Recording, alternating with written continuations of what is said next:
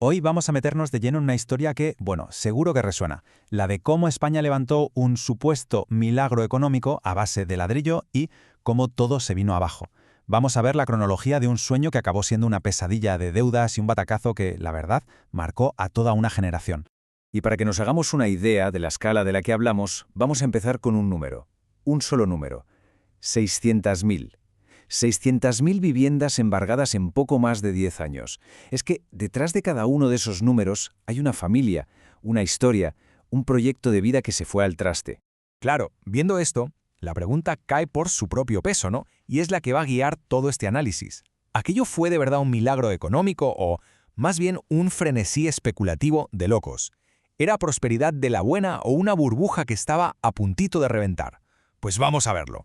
Vale, ¿y cómo lo vamos a hacer? Pues mira, este es el plan. Primero, vamos a poner eso del milagro entre comillas.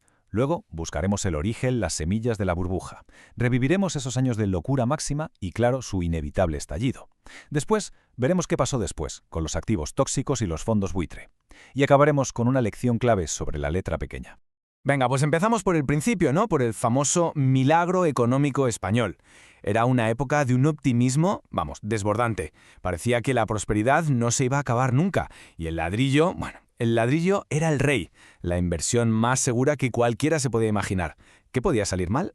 Pero claro, es que ese milagro no apareció de la nada, no fue por arte de magia. Para entender de verdad el boom, tenemos que irnos un poco para atrás y ver qué decisiones se tomaron, porque fueron las que plantaron las semillas de la burbuja y dejaron todo listo para lo que vino después. Mirad, es que el contraste es brutal. Pensemos en los 80, principios de los 90.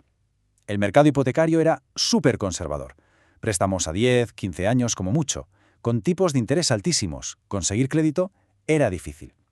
Pero de repente, a partir de mediados de los 90, ¡pum!, las reglas del juego cambian por completo. Los plazos se alargan hasta 40 años, los intereses por los suelos, y el crédito empieza a correr como si no hubiera un mañana. Y esta locura se acelera por dos cosas clave. La primera, en el 98, la liberalización del suelo. Básicamente, luz verde para construir sin parar, a un ritmo frenético. Y la segunda, en 2002, la entrada en el euro. De repente, el mercado se inunda de dinero baratísimo, con unos tipos de interés que en España no habíamos visto en la vida.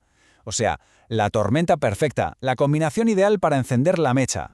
Y con todo eso, pues entramos de cabeza en los años del boom, una época de euforia total, en la que comprarse una casa se convirtió de verdad en una obsesión nacional. Y parecía que el crédito era infinito, que había para todos. Para hacernos una idea del nivel de locura, ojo a esta frase de un político de la época. Es que es increíble. Se llegó a decir con orgullo que aquí se construían más viviendas que en Alemania, Francia, Inglaterra e Italia, juntas. Se vendía como un éxito o un motivo de orgullo, pero en realidad era una señal de alarma, de una desmesura peligrosísima. Y claro, los bancos se lanzaron a lo que se describió con una metáfora que lo dice todo: pescar con las redes más finas. O sea, en esa carrera por dar hipotecas, las condiciones se volvieron tan laxas que el objetivo era uno solo: que no se escapara ni un solo cliente. Nadie. ¿Y cómo pescaban? Pues con unas condiciones que hoy, la verdad, suenan a ciencia ficción. Te daban hipotecas por el 100% del valor de la casa, o incluso más. Es que en el mismo préstamo te metían el coche, los muebles, hasta las vacaciones, todo en el mismo pack, a 40 años para que la cuota pareciera pequeña, asequible. Así, cientos de miles de familias se metieron en deudas gigantescas, comprando casas a precios que estaban por las nubes. Claro, es que esto no podía durar. Como cualquier burbuja, esta tenía que estallar. Y estalló. El sueño se convirtió en pesadilla de un día para otro, justo cuando la crisis financiera mundial de 2008 aterrizó con toda su fuerza aquí, en España. Y el colapso fue como un efecto dominó, una reacción en cadena tremenda. A ver, paso a paso. Primero, la crisis global dispara el paro a niveles masivos. Segundo, con millones de personas sin trabajo, pues llega el impago de las hipotecas. Lógico. Tercero, esto provoca una avalancha de casas a la venta y embargos. El mercado se inunda y los precios caen en picado. Y el último paso, los bancos empiezan a ejecutar embargos a una escala nunca vista. Pero esperad, que ahora viene lo más cruel de todo, lo más duro de la crisis. Es que la gente no solo perdía su casa. Como los precios se habían desplomado, el valor de la vivienda que el banco se quedaba ya no cubría la hipoteca que se pidió en su día. El resultado, devastador. Después de perder tu casa, le seguías debiendo un dineral al banco. Te quedabas atrapado en una deuda para siempre. Bien. ¿Y ahora qué pasó después? ¿Qué fue de todas esas casas embargadas? ¿Y quién sacó tajada de la tragedia de miles y miles de familias? Pues atentos a esto porque es alucinante. En las subastas de estas casas pasaba algo increíble. Los propios bancos se las quedaban. ¿Y a qué precio? Pues a menudo por solo la mitad, por el 50% de su valor de tasación. Y esto, que era totalmente legal, les permitía seguir reclamándole a la familia que ya estaba en la calle el resto del dinero que faltaba. A todo ese montón de casas se le empezó a llamar activos tóxicos. ¿Por qué? Porque eran un lastre en las cuentas de los bancos. ¿Y qué hicieron con ellos? Pues muy fácil. Los empaquetaron en lotes gigantes y los vendieron a precio de saldo. ¿A quién? A los famosos fondos buitre, unos fondos especulativos que vieron el negocio del siglo. Comprar tirado de precio y esperar a que el mercado subiera para venderlo carísimo. Para miles de familias, el resultado fue, pues eso, desolador. No era solo quedarse sin casa y en la ruina. Era tener que cargar con lo que se llamó una mochila económica, una deuda que te perseguía durante años y años, un peso muerto que te impedía volver a empezar. Uf, después de ver todo este desastre, la pregunta es inevitable, ¿no? ¿Qué aprendimos de todo esto? ¿Qué lecciones podemos sacar para que no vuelva a pasar?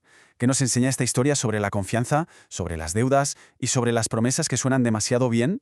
Pues yo creo que las lecciones son bastante claras. La primera, hay que desconfiar de las ofertas que parecen un sueño, porque seguramente lo sean. La segunda, hay que cuestionárselo todo. Todo, sobre todo cuando te vas a meter en una deuda para toda la vida. Tercero, buscar siempre consejo de gente que sepa, de profesionales independientes. Y sobre todo, la regla de oro, leerse siempre, siempre la letra pequeña. Con lupa si hace falta.